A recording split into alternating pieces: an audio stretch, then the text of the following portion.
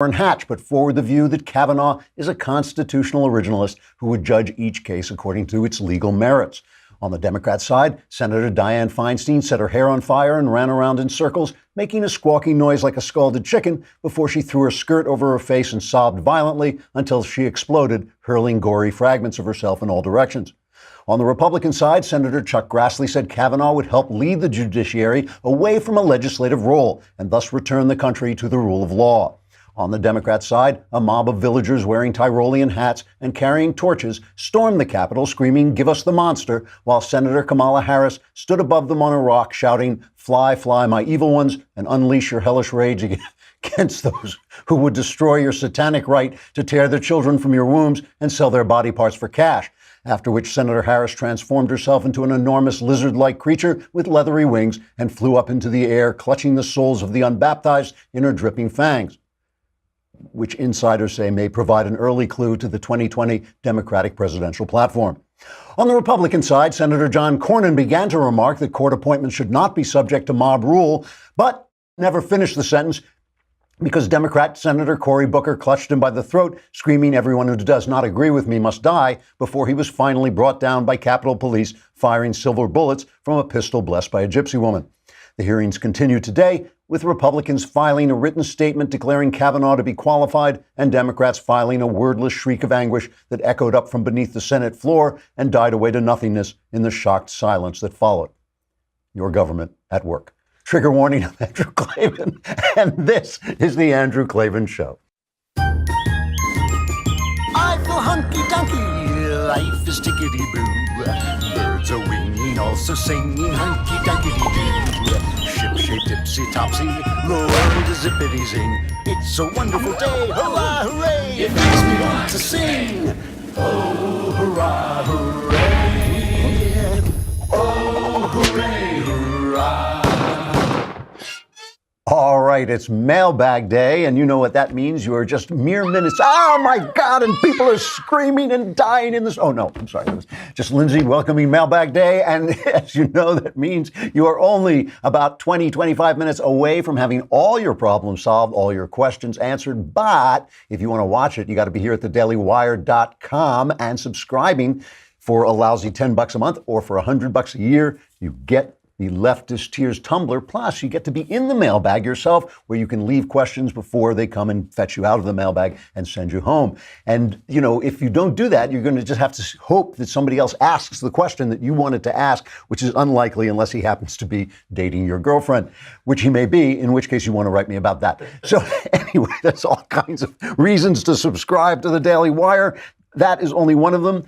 But I know what you're thinking. You're thinking, where did you get that tremendous head of hair? And the answer is Hair Club. All right, I'm kidding. I don't have any hair. Do you want to look like this? Of course you don't. Of course not. You want to hold on to your hair or fix the baldness you've got. And Hair Club understands what you're going through. They understand what you're feeling. They know the questions you have. They're the leader in total hair solutions with a legacy of success for over 40 years. And whether you're looking to revitalize the growth of your own hair or to learn more about the latest proven methods for hair replacement or restoration, Hair Club's professionally trained stylists, hair health experts, and consultants will craft a personalized solution to ensure you feel your best and get the most out of your hair. Go to hairclub.com/Klavan today for a free hair analysis and a free take-home hair kit, all valued over $300. That's hairclub.com/Klavan for a free hair analysis and free hair care kit. Experience your hair and your life at its best only with Hair Club.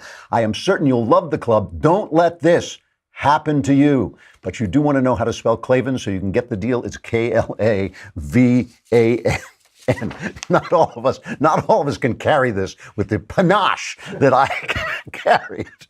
All right. You know, around here at the Daily Wire, where we love our Ben Shapiro, we like to say that facts don't care about your feelings. But one of the things I always add, because I'm coming at this from a different point of view than Ben, is that feelings are also a fact, especially in a democracy, but really in your own life, in any kind of government. The way people are feeling, their mood counts for everything. Just check this with your own life. And, you know, I remember myself, back in the 90s, I wrote a book, a novel that was very important to me. And it was very different from the usual stuff I do, which is crime stories and kind of genre stories. This was not a genre book. It was a very personal book. and I wrote it and I couldn't sell it in America. I sold it in Britain, but I couldn't sell it in America, and it broke my heart. It was just a genuinely heartbreaking experience. While that happened, when my heart was broken, the world seemed to me a very dark place. Now, because I'm an artist, I understood, because this is what novelists know. What novelists know is your life is never quite rational. You think you're being rational, but your feelings and your experience and your upbringing, they all play into your mood and into your philosophy. While I was in this dark place, the world seemed to me like a dark place. And I remember saying to my wife, I know this is just me. I know everything is fine. I know the world is ticking along as it usually is, but everything just looks terrible. It looks like the culture's collapsing. It looks like politics are going bad. And it's all because I couldn't sell this book, and I feel bad. And anyone who's ever experienced, as most of us have, some kind of setback, ill health, or the ill health of someone you love, or one of your children having problems, or losing a job, or missing a promotion, anything like that just puts you in a lousy mood. You suddenly you don't think to yourself, oh, I am in a lousy mood. What you think is everything is bad. Everything is bad. And this is one of the reasons I hammer so much at the culture, because I know what the dishonest news people at NBC, like guys like Chuck Todd, the dishonest news people at CNN, guys like Don Lemon and Cuomo, all these people who are selling you crisis, they're selling you panic, they're selling you the fact that, everything is terrible. They don't have to win each time. They don't have to sell you each story. Their stories can be debunked, like the recent Lanny Davis story. The CNN doesn't even have to retract it. They just go on to the next lie, the next panicky story, because they're trying to affect a general mood. They're trying to give you the feeling that something is terribly wrong. And when you think about it, nothing's terribly wrong. Things are really tickety-boo. Things are going pretty well, Economy's ticking away. ISIS is gone. Judges are better. Regulation's better. The business world is feeling pretty good about Donald Trump.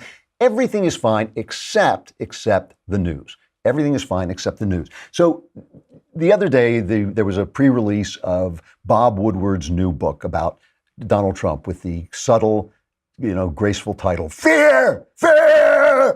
That's how you have to read it. It's not just the word. It's that you have to read it in that. It's Fear by Bob Woodward. Fear! So it just tells all this stuff that's going on behind the scenes, says Woodward, and we'll talk about that in a minute, says Woodward, in the Trump administration. So I'll read you just a couple of them. I think this is from the Boston Globe. It's their list, but the list is the same everywhere. After a January National Security Council meeting in which North Korea was discussed, Defense Secretary Jim Mattis told close associates the president acted like and had the understanding of a fifth or sixth grader. Now, Mattis, I'm not sure he disavowed that particular quote, but he has called the whole thing fiction. He says the book is fiction. So he denies it. White House Chief of Staff John F. Kelly told colleagues that he thought the president was unhinged. In one meeting, Kelly said of Trump, he's an idiot. It's pointless to try to convince him of anything. He's gone off the rails. We're in Crazytown. I don't even know why any of us are here. This is the worst job I've ever had. Kelly also, he issued a statement saying the idea I ever called the president an idiot is not true. As I stated back in May and still firmly stand behind, I spend more time with the president than anyone else, and we have an incredibly candid and strong relationship. He always knows where I stand, and he and I both know this story is total BS. And by the way, even Ann Coulter got into a four-letter, shouting match with the president. He's an obstreperous guy. He surrounded himself with macho men. I'm sure they have lots of screaming arguments. But anyway, this is the story. I'm just giving you what Woodward is writing. Trump was vicious in his remarks about Attorney General Jeff Sessions, saying he's at one point to an aide, this guy's mentally retarded. He's this dumb Southerner. He couldn't even be a one-person country lawyer down in Alabama. Trump says he never said it. He loves Southerners, never said those words. Trump called Mattis, saying he wanted to assassinate the Syrian leader Bashar al-Assad. I'm not sure why that's bad, but apparently he said after Assad launched a chemical attack on civilians in April 2017, Trump said, let's kill the bloody lot of them. And Mattis hung up and told the senior aide, we're not going to do any of that. We're going to be much more measured. That makes perfect sense to me. I mean, there's a chemical attack, Trump blows up, and Mattis says he'll calm down and we're not going to do anything. Senior aides conspired to remove official papers from Trump's desk so he couldn't see or sign them. In one case, an aide prepared a letter withdrawing the United States from NAFTA. Cohn told the aide, I can stop this. I'll just take the paper off his desk. The United States remains in NAFTA, though it's renegotiating new terms with Canada and Mexico. I don't believe that story. That story is not true. I do not believe somebody took a page off the president's desk to keep him from signing it. That is a garbage story. That's the kind of story you might say to a reporter, you might brag about, but it didn't happen. I would bet money that didn't happen. One of the things about these things, I'll talk more about Woodward and his sources in a minute, but one of the things about this is like, there's always an underling who says the boss is an idiot. All underlings think the boss is an idiot. There's always an underling who's going to blow things up. There's going to be people who are dissatisfied. There's always somebody who just wants to be quoted in a Bob Woodward book and all this stuff. So a story like that, I don't know. That just really smells to me. I've heard all kinds of people brag all kinds of things, especially in the movie business. You hear people, I told him, and I told him this. I backed him into a corner. Baloney. John Dowd, then Trump's personal attorney, staged a practice session to see if Trump would commit perjury if he were questioned by special counsel Robert Mueller. Dowd peppered Trump with questions and elicited stumbles, contradictions, and lies. In a meeting with Mueller, Dowd talked about the session and explained to Mueller why he was trying to keep the president from testifying. I'm not going to sit there and let him look like an idiot. Man, this is probably true. Let's just play Sarah Sanders' reaction to this. Obviously, Trump has disavowed the entire thing.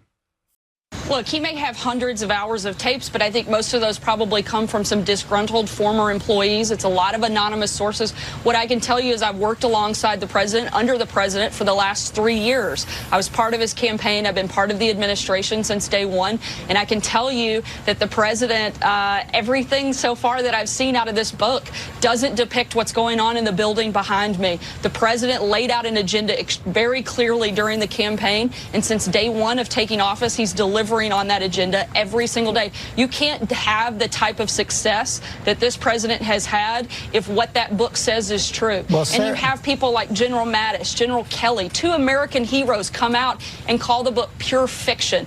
I would certainly rather take the word of those two individuals than a couple of disgruntled former employees that are anonymously attacking this president, trying to make him look bad for no other reason, I guess, than to build themselves up. Now, Stephanopoulos is about to say, he breaks into her and says, this is only one of many books, but the other books have been completely discredited. Michael Wolff's book and Omarosa's book. I mean, who believes this stuff? But Woodward is a different guy. Now, the brief on Woodward is always this, that whoever talks to him gets to tell the story. So in other words, if you're his source, you get to tell the story. He does not go to 5 other people and then report all the different things that they say. If he gets contact with you, if he has access to you, you are going to get to affect the book. And Woodward says he tried to contact Trump. Trump says he never heard about it. Here's a conversation they had on the phone, which Woodward recorded with Trump's permission.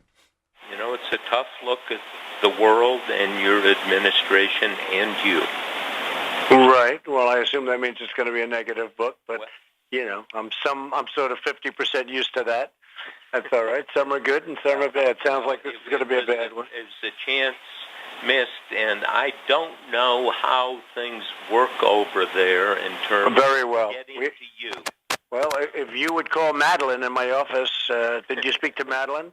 No, I didn't. But Madeline is the key. She's the secret because she's the president. I talked to Kelly. Well, a lot of them are afraid to come and talk, or they are busy. I'm busy, but I don't mind talking to you. I would have spoken to you. I spoke to you 20 years ago. I spoke to you a year and a half or 2 years ago. I understand. And I certainly don't mind talking to you. And I wish I could have spoken to you. Well, but nobody called my office. You need to know I made maximum effort. All right, it's too bad. Yes, sir. I'm just hearing about it, and I did hear from Lindsay, but I'm just hearing about it. So we're going to have a very inaccurate book, and that's too bad. No, but I don't blame you entirely. Be accurate. All right, okay. Well, accurate is that nobody's ever done a better job than I'm doing as president. There's Trump standing up for himself, and at least they're talking, to each other. So that's a good thing. But here's the thing. Woodward is I don't think he makes stuff up. I don't think, he's been accused of all kinds of things, but nobody likes it when you report stuff like this. But this does not mean it's accurate. All I'm saying is the person who talks to Woodward gets to tell his story. That is the brief on him and always has been. do not listen to this garbage from the left, which you will now hear about he's a legend, Watergate, he's a legend, because he brought out books about Obama too, and when he did that, the left went nuts. Remember, he said, what did he say? He said Obama has no plan to deal with the war on terror. He said Obama has said things like, oh, we can sustain a terrorist attack if we have to. He said an Obama aide. He never used the word. Woodward never used the word that he threatened him, but he said, you will regret going up against us, I think. And the left went nuts. David Plouffe, former Obama campaign manager, claimed that watching Woodward was like imagining my idol Mike Schmidt facing live pitching again. In other words, he'd lost his stuff. Former LA Times reporter Steve Weinstein said Woodward is senile. Politico White House reporter Glenn Thrush wondered if Woodward was humped up his book sales. He was trying to hump up his book sales from GOPers. Woodward does duty with the phony outrage machine was a Huffington Post headline. They went after him. They said he had disgraced himself. I remember this vividly, that suddenly the fact that Woodward was reporting harshly on Obama, and he really did report harshly. He said the guy really didn't know what he was doing. Suddenly Woodward was trash. Now he's a hero again because he's after Trump. You know, all of this speaks well of Woodward, except that I really do feel that, you know, here's the thing. Let's say it's all true. Let's say there are people back there and they're calling Trump an idiot and they're throwing things, they're stealing papers off his desk. It's working great. The country is in great shape. The economy's great. You know, we're at peace. It's like the judges he's appoints are great. The regulations are good. Even some of these trade deals are beginning to, I still have my doubts. I'm still keeping an eye open, but at least he's pushing forward with the trade deal. He's made some agreements with Mexico. It looks like Canada is going to come to the table. You know, so if this is the way he runs things, that's too bad for the people who work there. But what do we care, right? I don't work there.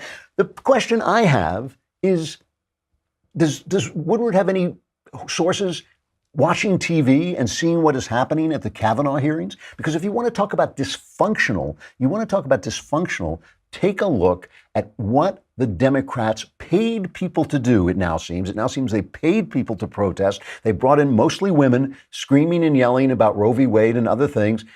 Linda Sarsour, anti-Semitic fan of Sharia law, was carried out on the first day. Let's take a quick look at what's happening. I mean, just talking about dysfunctional, you know, Woodward is saying, I've got sources that say there's a dysfunctional White House. You want to talk about Crazytown? It's on TV. Take a look at this.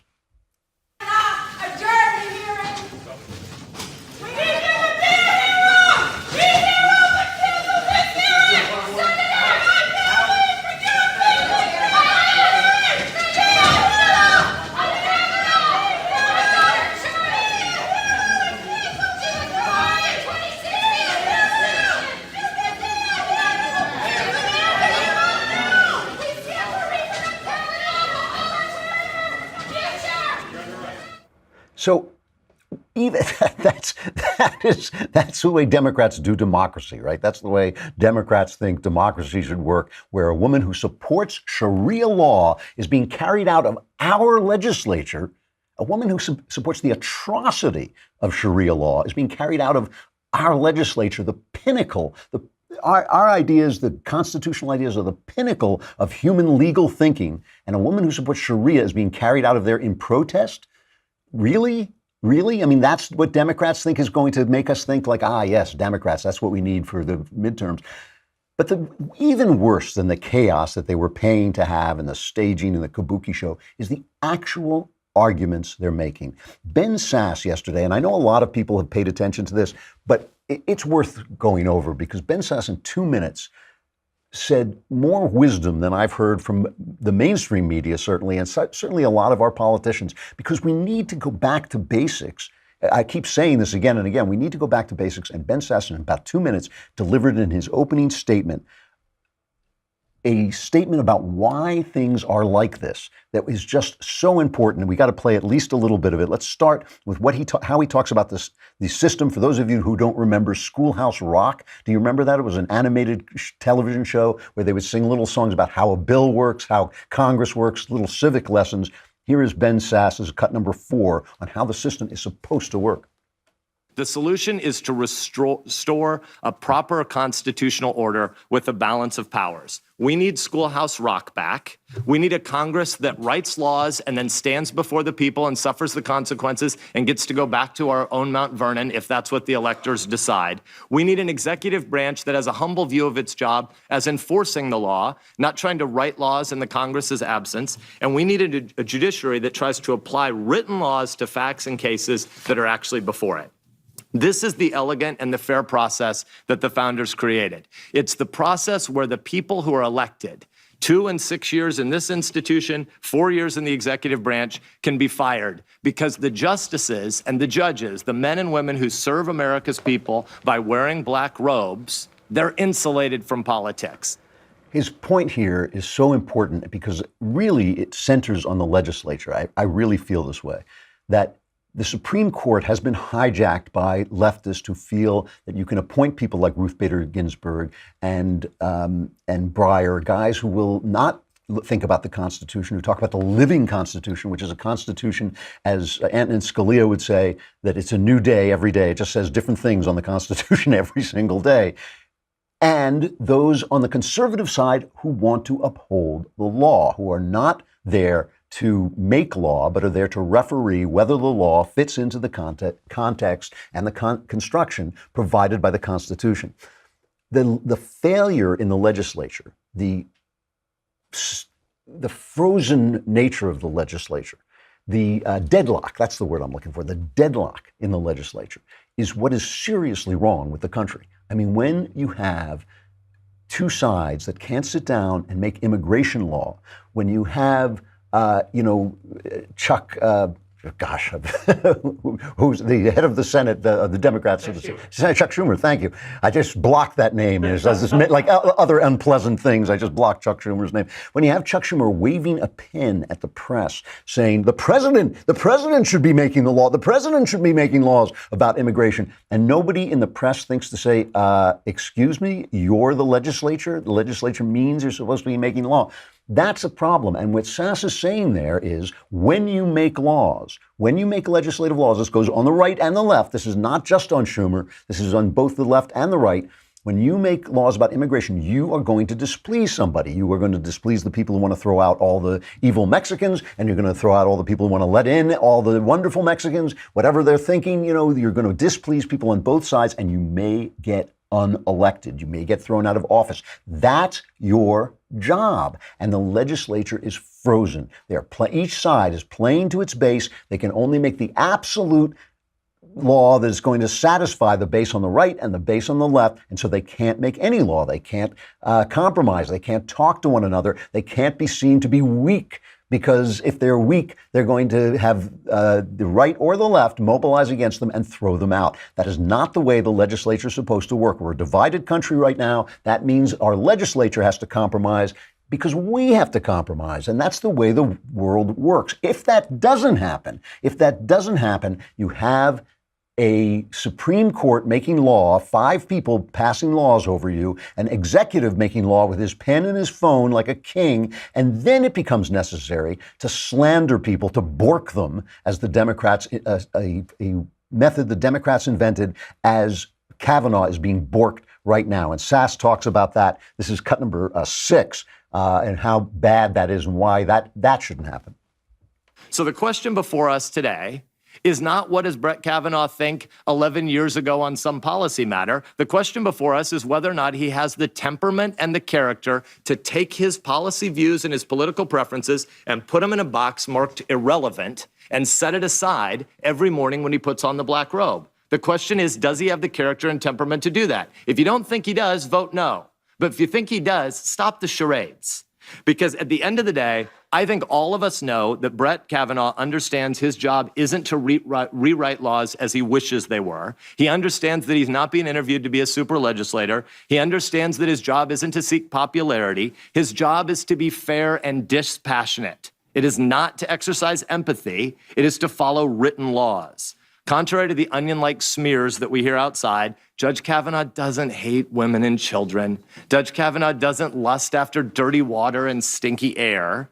No, looking at his record, it seems to me that what he actually dislikes are legislators that are too lazy and too risk averse to do our actual jobs. That bingo. I mean, bingo. And so instead of this, I mean, look, Bob Woodward may be right in every single particular. Maybe every day in the White House, somebody's calling somebody else an idiot, and maybe Donald Trump is going off half-cocked and people are stealing papers off his desk. I don't buy it, but maybe, some of it's true, maybe all of it's true, whatever. But that seems to be working really well, okay? That seems to be working really well. What's not working is the legislature. What is not working is a group of people who cannot get together and agree that this is a completely qualified individual to serve on the Supreme Court. He should not be slandered. Some of the things that happened yesterday were disgusting. The young lady, if you can see her sitting back, a pretty brunette sitting in back of him, is a lady named Zena Bash, one of his former law clerks. She had at one point her hand resting on the crook of her arm, and it made a sort of circle of thumb and forefinger, which has become this kind of internet meme that is somehow, that's the A-OK sign, right? That's the OK sign, is somehow this is now a white supremacy sign. That went around the world, like a lie before the truth could put its pants on. It's a disgusting thing to do to her. First of all, this shouldn't be important, but she's half Jewish and half Mexican. Unlikely she's a white supremacist, just saying, but still, that should not, that you can get busted for giving the OK sign. I know what sign I give to that. It's not the OK sign. That's ridiculous. That the fact that the Kavanaugh's parents were in tears watching them hammer him, the fact that his children had to be removed under security, and also this guy who lost his daughter, God bless him, that's a terrible thing, is Fred Guttenberg, who lost his daughter in the Parkland shootings. That's a terrible, terrible thing. But he went up to shake Kavanaugh's hand, and it was pretty obvious that security surrounded Kavanaugh and shoved him out. And then he said, he refused to shake my hand. He refused to shake my hand. This is disgusting. This is a setup. He was invited there for political purposes. Another man, Andrew Pollack, who also lost his daughter in the shooting, said Judge Kavanaugh is not responsible for the Parkland school shooting. He said, I too will never see my daughter again. And blaming President Trump and Kavanaugh, of all people, for Parkland is completely illogical. And he blames the school board, the police, and the FBI, who actually all failed to do their jobs in this case. So, this is the kind of thing, the reason this is happening is all goes back to the legislature. It all goes back to a legislature that will not take the risk of being voted out of office, that will not pass a law, that will not compromise, that is too answerable to its donors and to its base, and is frozen solid. It is frozen solid. And, there's not a crisis in this country. This country is not in crisis. Donald Trump is not a crisis. He's an obstreperous businessman, an outsider, doing what he said he was going to do. He's got traits I don't like. He does things I don't like. He does things I think are great. He has traits that I think are hilarious and fun.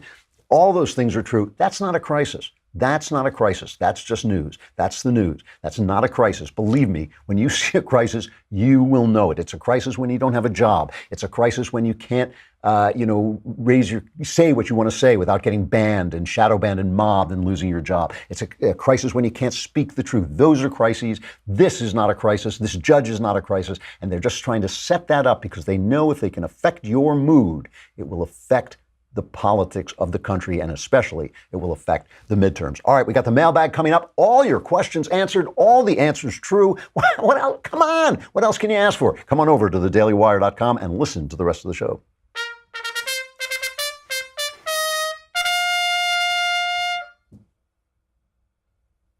And if you are listening to the rest of the show, subscribe so you can just watch the show right here. Come on. All right, mailbag. What the hell was that, Austin? What kind of delay was that? All right. He's just trying to give me a heart attack. I think he just wants me to not know when it's going to go. We may just do this for 20 minutes. Forget the mailbag. Just have screaming. All right, from Spencer. Shapiro in 30 years, Klavan. in Ben's, Ben can only hope. He can only hope that he'll be like.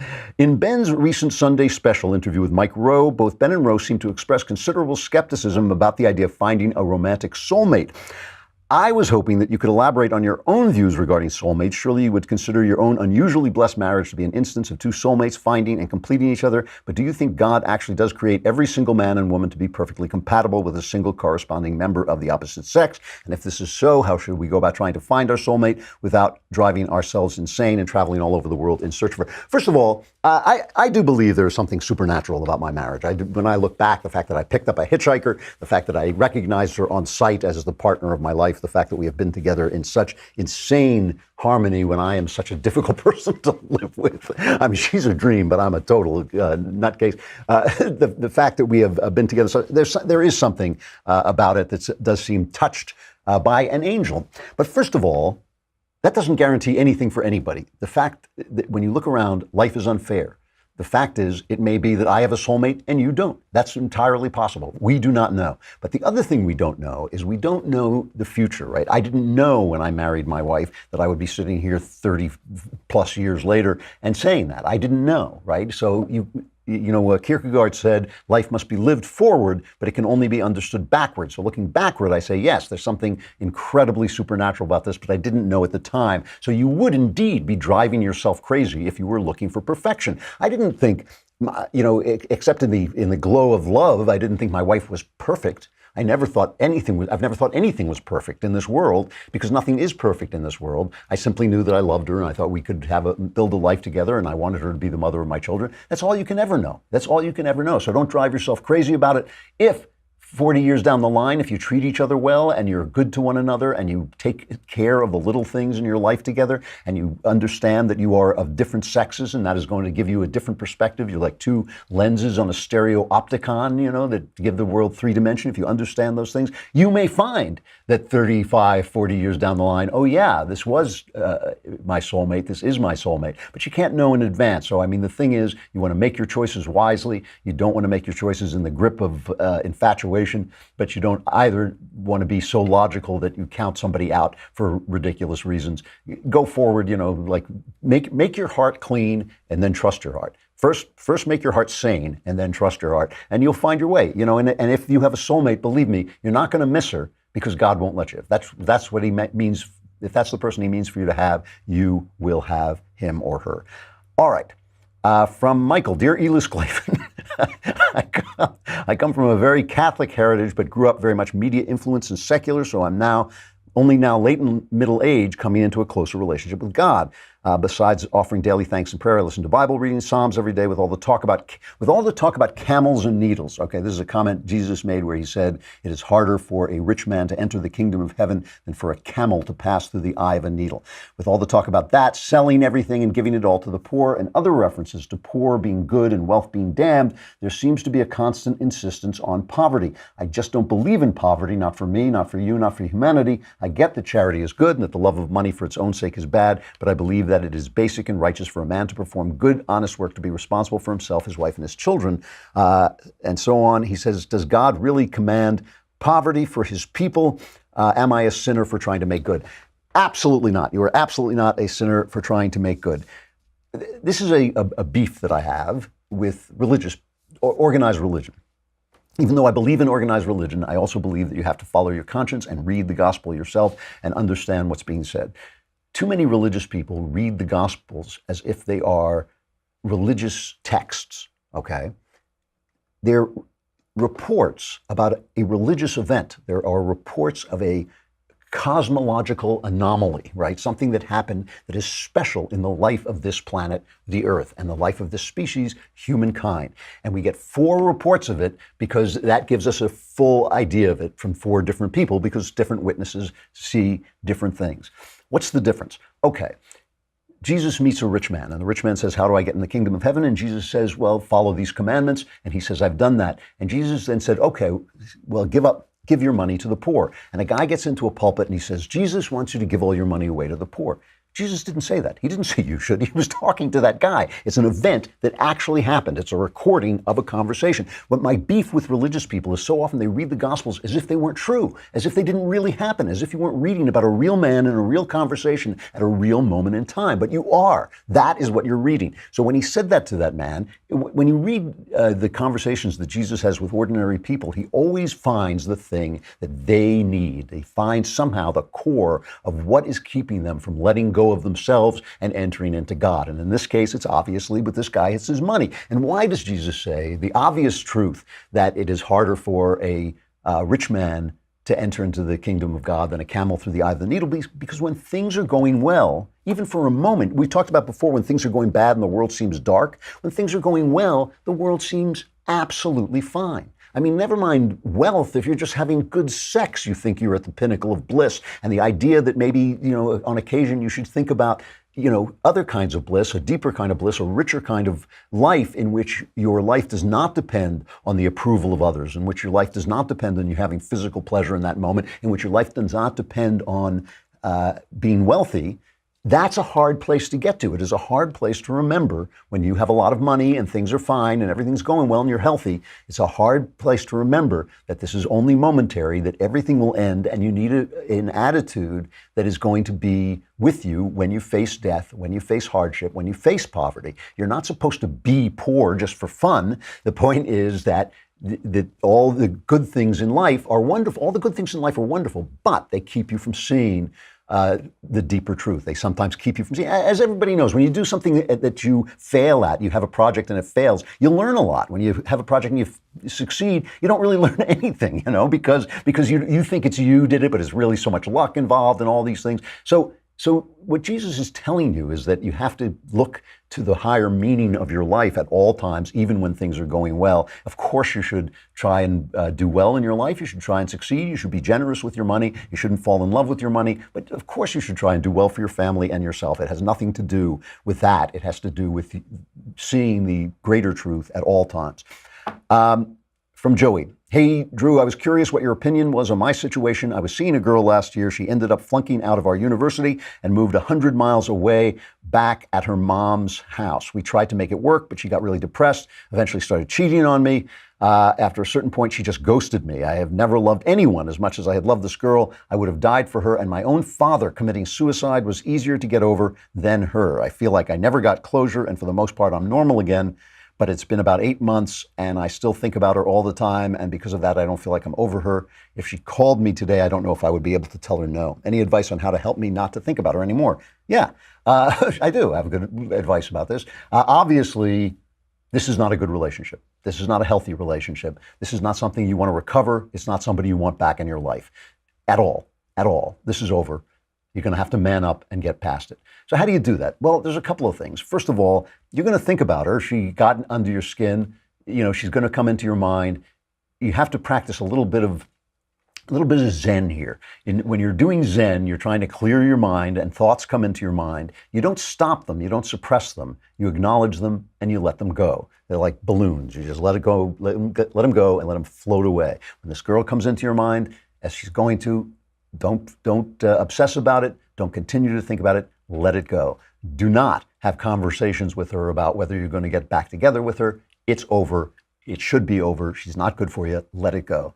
The other thing about this, and move on. I mean, just move on with your life as you seem to be doing, and you're just having a hard time letting go of the pain of her rejection. The other thing is, there's a very strong chance, you mentioned the suicide of your father in here, there's a very strong chance that the reason it is harder for you to deal with this girl leaving than with the suicide of your father is that you're channeling some of the emotion about your father's death into this girl leaving. You got to separate those two things and maybe go back and deal with your feelings about your father's death. Even if you didn't get along with him, even if you didn't live with him, even if you didn't know him, the suicide of a father is a painful, large thing, much bigger than this girl, not working out with this girl. Deal with that and see if that helps you.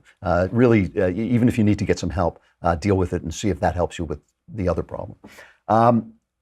from Abby. Hi, King Klavan. My husband and I moved to the West Coast a little over a year ago from the East Coast for his job. He has recently gotten an excellent opportunity with his new company, but it requires a 6-year commitment, and I was hoping that after 2 to 3 years we would be able to find another opportunity closer to home. It's hard on me to be away, and I know it's difficult to our extended families as well, who we can only afford to visit twice a year or so.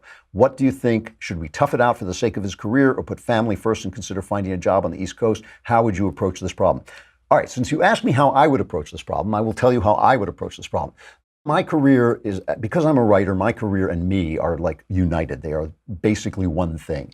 I would do anything to continue to do the work that I love to do. And my wife knew that when she married me, and she understood that there were going to be sacrifices that we made for my work, because my work, without my work, I suffer. I suffer a great deal, and my life loses its meaning. I feel that God put me here to do this thing. This is why I'm here. He put me here to put words together, to express certain things. That's my role. So I would not go back. I would do what your husband wants to do for his career. I would just, use your Skype, use your whatever it's called, FaceTime. Talk to your family from afar, visit your family when you can. As his career gets better, you'll be able to travel more, you'll be able to afford more, but pay attention to his career, because if you go back and if he feels the way I feel, and if you make him go back or nag him about going back or make him feel bad about staying and doing what he has to do, he'll resent it, and that resentment will build up over time, and he'll feel like he didn't get to be who he was supposed to be because of you, and you do not want that situation in your marriage. Work means a lot to men. It means more to men than it means to women, okay? Obviously, there are exceptions. Most men, work means more to them than almost anything. It is part of their identity. It's not that his work means more to him than you. It is that he is his work. And so in loving you, it is him and his work loving you. And so to make him sacrifice that because you're a little lonely, because you're having a hard time settling in, is not a good idea. It's not a good idea for you. It's not a good idea for him. The other thing is, if you do make that commitment, and if he does feel the way about work that I do, and which I suspect he does, if he does make that commitment, you've got to make the commitment too. You've got to settle in. You've got to make friends. You've got to find a church or however you worship. You've got to find places to go, people to talk to, a new family that you can surround yourself with while continuing to keep contact with your family. The only exception I would say to this is if he doesn't feel that way. If he too feels like, I don't, my work doesn't mean that much to me. I'd much rather be around your extended family. But if he just is just saying that, don't listen to him, because you want to give him what he needs. You do not want to go down the line with him blaming you. One more. Hi, Andrew. A few years ago, my mom did a course on ancient mythology. She went into it a nominal Catholic who sometimes went to Mass with me and definitely believed in God. She came out of it an atheist. One of the reasons is that the similarities in ancient mythologies convinced her that Christianity was in many ways just another iteration of those myths. I don't see how this argument against Christianity also works against theism, but alas, it has in her case. Given how widely read you are and having read about your faith journey and the great good thing, I was hoping you might have an insight into why the similarities in ancient mythologies aren't a good reason to discount Christianity. Thanks for all your wisdom. Yeah, I mean, listen, I came from the other direction. I started studying mythology. I was a big studier of mythology. I read The Golden Bough, which is a very famous work by Fraser, Sir James Fraser, I believe his name is, where he did essentially this. It's almost an encyclopedic work.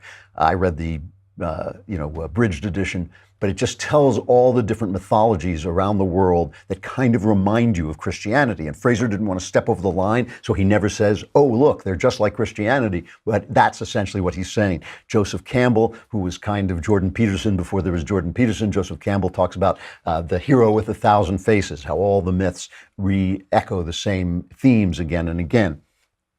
Here's the thing about this. I mean, C.S. Lewis said this best, and I'm not going to quote him. I don't remember the exact words, but basically he said, these are the good dreams of humanity.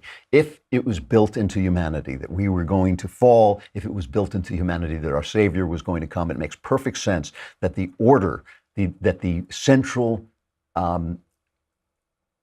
vehicle of our salvation would be written into our souls and written into our minds. I think that is true in the same way I think our deaths are written into our minds. I think we're aware that we're going to die. We live with that knowledge underneath the surface all the time. In the same way I think our salvation is written into our souls. And these myths, these other myths, are kind of forerunners of this. The idea that this is what is going to happen. This is what salvation looks like. When Jesus comes, as C.S. Lewis said, it's one of his great lines, it is the myth that really happened. It is the myth that is true. Jesus' life is a myth. It does follow a mythic journey. But if you look at your own life when you get to be older, you will see that your own life has followed a mythic journey as well. Why? Because those things are written into, in a kind of Jungian way, those things are written into the unconscious, the collective unconscious of humankind. So they don't disprove Christianity, and they certainly don't disprove theism in any way, shape, or form. So I can understand why the shock of seeing those things. It's funny, a lot of things depend in life which direction you're coming from.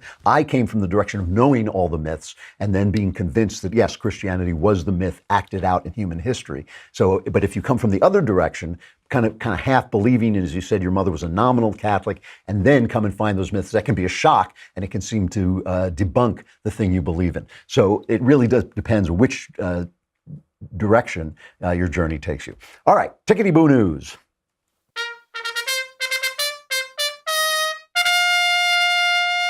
I just have to conclude with this story from the Washington Examiner by Paul Bedard. Trump breaks 20-year fouled-up budget gridlock, scores big wins. President Trump, Senate Majority Leader Mitch McConnell, and House Speaker Paul Ryan have teamed up this summer to do something that hasn't happened in 2 decades, write and pass department spending bills instead of lumping everything together into a massive omnibus package. The House and Senate are moving at a brisk pace to pass the appropriations bills, with the Senate leading, approving 9 of 12. What's more, the Trump administration has pushed through key priorities on wall and Pentagon spending, as well as curbing wasteful programs. Now, the bad news here is the budget has gone up. The budget is going up. I'd like to see it go down. That won't happen until they start to tackle entitlements, which I hope they will.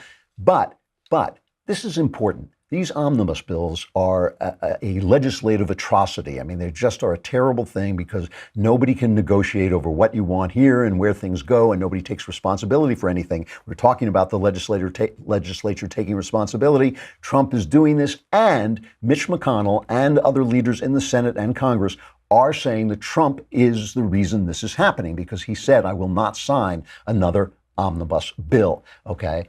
So I just put that forward to you as they're selling you the chaos, as they're selling you the evil, as they're selling you this absolute garbage of this Russian collusion story, that Trump is doing a good job. Trump is an obstreperous person. He is not the typical president. We didn't try to elect the typical president. He can do things when he does things that I think are wrong or stupid, and he says things that are stupid. I say so. You know, people yell at me for that all the time. I get flack from you guys all the time about that, but I always say so. But he's doing a good job, and we hired him to do a good job. He's not your daddy, he's not your lover, he's not your soulmate, and he's not your role model. He's the president of the United States, and he's doing a good job. America is in the grip of a non-crisis.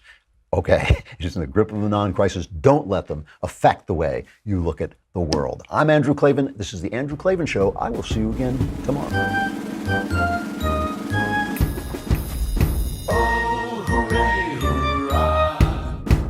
The Andrew Klavan Show is produced by Robert Sterling. Executive producer, Jeremy Boring. Senior producer, Jonathan Hay. Our supervising producer is Mathis Glover. Technical producer, Austin Stevens. Edited by Alex Zingaro. Audio is mixed by Mike Cormina. Hair and makeup is by Jesua Alvera. And our animations are by Cynthia Angulo and Jacob Jackson.